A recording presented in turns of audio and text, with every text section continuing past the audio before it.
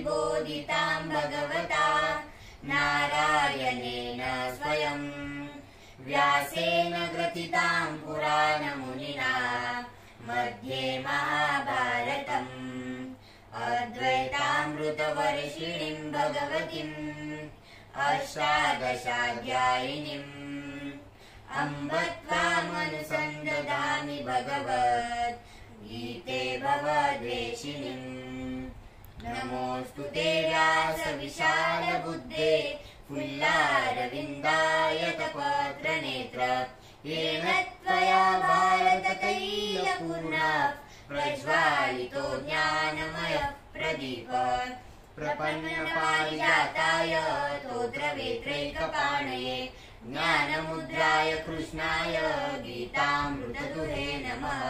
वसुदेवसुतं देवं कंसचाणूरमर्दनं देवकी परमानन्दं कृष्णं वन्दे जगद्गुरुं। भीष्मद्रोणतटा जयद्रथजला गान्धारनीलोत्पला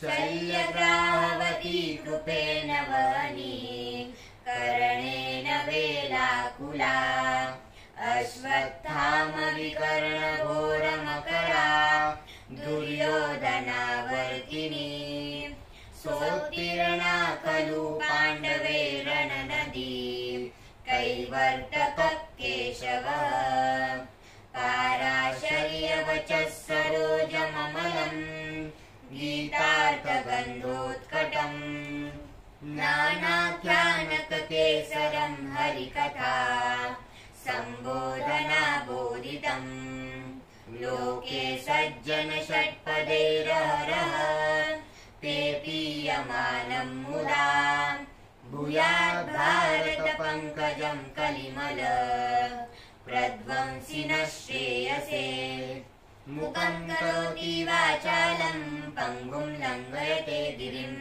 यत्कृपातमहं वन्दे परमानन्दमाधवम्। अथ गीता महात्म्यम्। गीताशास्त्रमिदं पुण्यं यः पठेत् प्रयतः पुमान् विष्णोपदमवाप्नोति भयशोकादिवर्जितः। गीताध्ययनशीलस्य प्राणायामपरस्य च नैव सन्ति पापानि पूर्वजन्म कृतानि च। मलनिर्मोचनं पुंसा जलस्नानं दिने दिने सत्कृतगीताम्बसि स्नानं संसारमलनाशनम्। गीता सुगीता कर्तव्या किमन्यैः शास्त्रविस्तरैः या स्वयं पद्मनाभस्य मुखपद्माद्विनिसृता भारतामृत सर्वस्वं विष्णोर्वक्त्राद्विनिसृतम्।